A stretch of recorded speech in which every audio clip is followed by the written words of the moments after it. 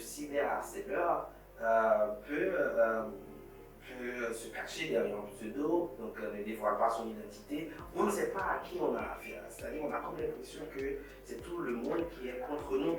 Donc ça, c'est un élément à comprendre. Et du point de vue intrapsychique, ce qui est en train de se passer chez la personne, ce que vous ne voyez pas, mais aussi ce qui se passe à l'intérieur, des manifestations psychiques. Donc ça peut être encore plus compliqué parce que la personne a du mal à savoir à qui elle a affaire, la personne a du mal à comprendre même la source de sa souffrance et peut se poser pas mal de questions, pourquoi moi, d'où ça vient. Donc voilà, ce qui rend la souffrance psychique encore beaucoup plus douloureuse. Les conséquences sont encore plus profondes ou encore plus graves, si je dis. Par exemple, on peut observer, bien sûr, sur l'aspect mental, des problèmes de dépression, des problèmes d'anxiété, sachant que dans la dépression, il peut aussi y avoir un retrait social, donc il peut y avoir une perte d'énergie, un manque d'intérêt pour les activités de loisirs, les activités professionnelles, il peut y avoir ça aussi. Donc, et aussi, comme conséquence, il y a aussi de l'anxiété. L'anxiété, c'est comme une sorte d'appréhension même par rapport à la vie. C'est-à-dire, c'est pas encore arrivé, mais on appréhende déjà le prochain message qui va arriver. Donc, le prochain acte d'agression qui va arriver. Ce qui fait que, comme on y pense déjà, donc, on peut observer des impacts sur notre santé mentale. À savoir, il peut aussi y avoir des symptômes physiques. Le rythme cardiaque qui augmente, aussi des tremblements, et on a l'impression qu'on a peur que le pire ne survienne. Donc il peut aussi y avoir des palpitations. Des fois, on a même des sensations de picotement lorsque tout va bien, on est très propre, et puis on a des picotements. Donc c'est le corps qui est en train de nous dire qu'il y a quelque chose qui ne va pas. Après, en conséquence aussi, ça peut aller très loin, surtout des tentatives de suicide. Ça peut partir, on peut observer des idées suicidaires, mais ça peut aller jusqu'à des tentatives de suicide. Donc, comme il y a aussi une forme une faible estime de soi chez la personne, et on peut aussi observer des actes d'automutilation, c'est-à-dire des scarifications, des gens qui se coupent.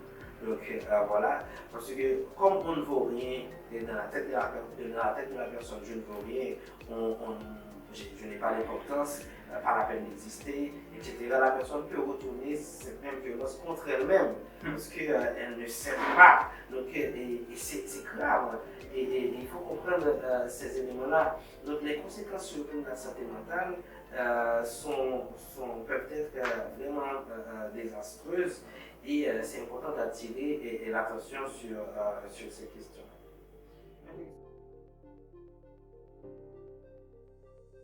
Moi, en tant que psychologue, on ne peut pas dire à la personne, à la victime, comment elle doit réagir. Mais c'est surtout d'accueillir sa réaction comme elle vient. Parce que quand on est victime de ce genre d'agression et qui porte atteinte à toute notre intégrité, et surtout notre intégrité psychique, en fait. Donc, on l'a vu tout à l'heure, les conséquences peuvent être néfastes.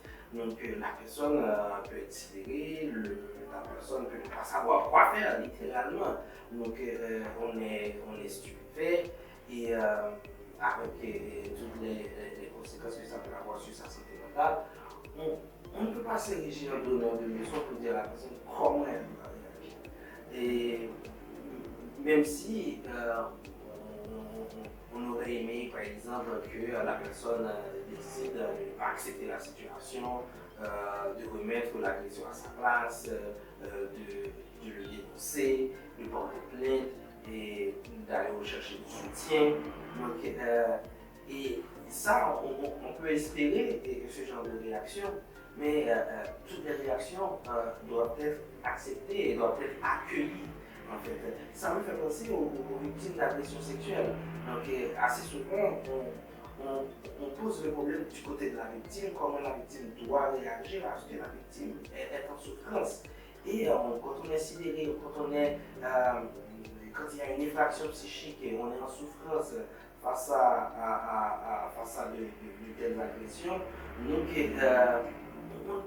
on n'a pas toutes nos ressources en fait, psychologiques et même physiques pour faire face à ce genre de situation. Donc ça c'est le premier point, pour moi ça c'est un point capital. Donc il y a des comportements et des réactions qui sont souhaitables, mais toutes les réactions sont compréhensibles. Et la personne de préférence, quand on est face à quelqu'un qui est victime, de cyberharcèlement, ça c'est le plus important, c'est nous comment on peut réagir. Là, on peut se permettre de parler aux témoins pour dire comment on peut réagir, parce que la personne a besoin de soutien à ce moment-là. C'est-à-dire, il ne faut pas juger la personne, le non-jugement, l'acceptation même inconditionnelle de la personne et être là pour la personne. Et ça, c'est important parce qu'il y a un travail qui se fait et qui est intéressant dans la société depuis quelques temps, même aussi dans le monde du cinéma. Et il y a une série qui est sortie depuis peu qui s'appelle The Equalizer, avec une actrice que j'aime bien au passage, Queen Latifah. Et il y a un épisode où sa fille dans la série soutient une amie à l'école qui est victime de cyberharcèlement. Donc, parce que son ex-petit copain a partagé une photo nue d'elle sur les réseaux sociaux et dans l'espace numérique avec tous les camarades de l'école et beaucoup plus loin que ça. Donc, sur d'autres sites pornographiques, etc. Donc, elle, déjà, ce qu'elle a fait, l'amie de la victime, donc, elle a été là pour elle. Elle lui a expliqué aussi doit être un soutien qui se manifeste en fait à l'écoute. On est là pour la personne, on écoute sa souffrance, mais il faut qu'il y ait aussi une écoute agissante. Une écoute agissante, ça veut dire que oui, on écoute, on comprend la souffrance de la personne, on pose des actions. Si on doit aller voir le directeur si c'est à l'école, si on doit en parler aux parents, si on doit en parler à la police, si on doit justement en parler directement à l'agresseur pour essayer de stopper ça.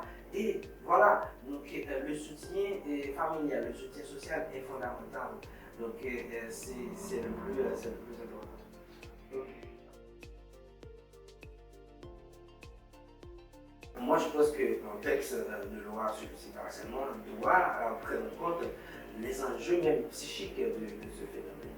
Parce que assez souvent, quand on regarde la souffrance des gens, la souffrance est souvent limitée à ce qui est visible, donc les agressions physiques, ce qu'on peut observer sur le corps, etc.